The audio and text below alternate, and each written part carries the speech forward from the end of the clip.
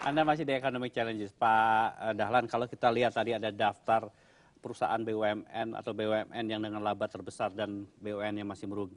Apakah ukuran laba itu menjadi ukuran bahwa ini sehat atau terbaik? Ya tentu tidak sepenuhnya itu salah satu ukuran lah ya. Tetapi apapun namanya perusahaan kan harus laba. Laba itu penting karena juga bisa membuat manajemennya confident. Karena biarpun perusahaan itu bagus mengemban tugas negara, tapi kalau tidak laba itu pengaruh kepada manajemen dan pengaruh kepada karyawan itu besar sekali. Katakanlah perusahaan ini bagus tapi nggak pernah laba, itu karyawan itu sedih dan kesedihan itu membuat manajemen tidak bergairah. Dan Waktu itu di PLN Pak maju. Dahlan merasakan itu ya Pak ya? Iyalah, Bagaimana di semua moral, perusahaan saya kira. Iya. Di semua perusahaan bahwa moral manajemen, moral karyawan itu penting.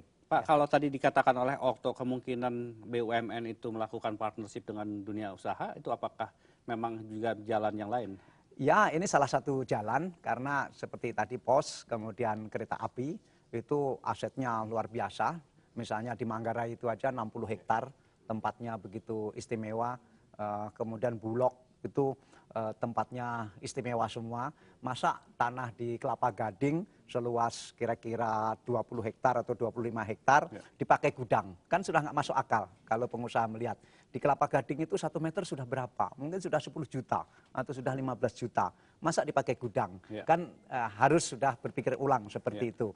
Bayangkan punya tanah 20 hektar di Kelapa Gading. Itu bisa jadi super blok yang nilainya triliunan. Dan itu tidak boleh hanya dipakai gudang. Padahal 5 perusahaan ini dijadwalkan akan melakukan privatisasi tahun 2012. Apakah betul itu Pak? Saya kira ya, tetapi pengertian privatisasi di sini agak beda ya dengan dulu. Karena kondisi negara yang sudah berbeda. Di zaman tahun-tahun 2000, 2001, 2002, 2003, itu yang disebut privatisasi itu kan kesannya kita jual kepada orang asing. Atau kita jual kepada negara asing. Kenapa? Karena waktu itu kan negara memang belum punya uang. APBN-nya masih kecil, kemudian tidak cukup untuk membiayai pembangunan. Tapi sekarang kan sudah berbeda. APBN kita sudah 1.300 triliun. Nanti bisa 1.500 triliun. Cadangan devisa kita sudah di atas 100 miliar dolar, ekspor kita sudah 200 miliar dolar. Ini belum pernah terjadi dalam sejarah sebesar ini. Nah tentu privatisasinya agak berbeda. Kita tidak akan jual ke orang asing, tidak akan jual ke negara lain, tetapi lebih kepada ke bursa efek atau IPO atau jadi perusahaan publik. Kenapa begitu? Pertama, untuk menggairahkan pasar modal. Karena pasar modal kita juga harus bergairah. Dan saya optimis sekali dalam waktu dekat kapitalisasi pasar modal Indonesia sudah mengalahkan Singapura. Ini boleh dicatat. Ini kan. Nah, apalagi kalau semakin banyak BUMN yang masuk pasar modal, itu Singapura sudah kalah pasar modalnya.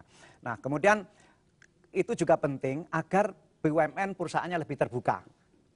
Karena perusahaan itu begitu go publik itu lebih terbuka, tidak boleh lagi tertutup. Dan kalau menjadi perusahaan publik itu tidak gampang diintervensi. Apakah diintervensi oleh penguasa atau diintervensi oleh politik, itu sudah lebih sulit kalau perusahaan publik.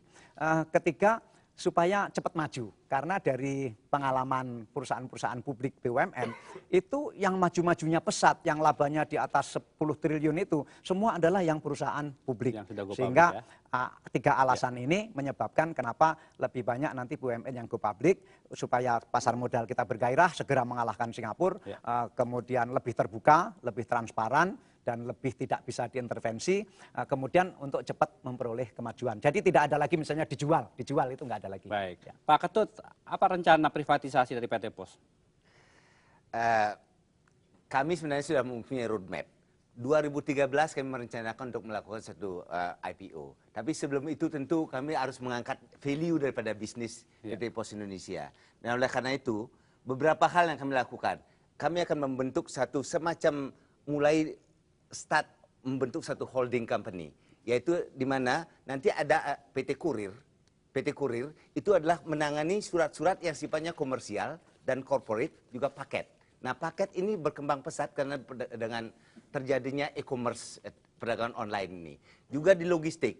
Di logistik kami sudah berpengalaman dalam freight forwarding, transporting, warehousing, dan juga regulated agent. Ini semuanya kami sudah, infrastrukturnya sudah ada. Nah, juga dalam jasa keuangan, dan jasa keuangan di sini adalah sekarang ada remittance, ada juga postpay. Ini meningkat terus karena dengan onlineisasi di seluruh kantor pos itu. Dan juga kami akan membentuk perusahaan asuransi. Dan nanti akan ada 2 PT di situ, adalah PT yang menyangkut transaksi keuangan dan PT asuransi. Untuk logistik saya boleh nggak berharap bahwa satu saat PT Pos bisa mengalahkan DHL? Tentu itu pasti Sebetulnya pikiran seperti ini harus sudah muncul paling enggak 8 tahun yang lalu. 8 tahun yang lalu. Ini tantangan ya Pak? Ya, tantangan. Sekarang posisinya hanya 0,01%. Rule-nya di dalam market. Kami baru mengejar target 1% saja. Itu udah luar biasa. Baik. Di dalam Nanti kita lanjutkan Pak Ketut, jangan kemana-mana. Economic Challenges akan segera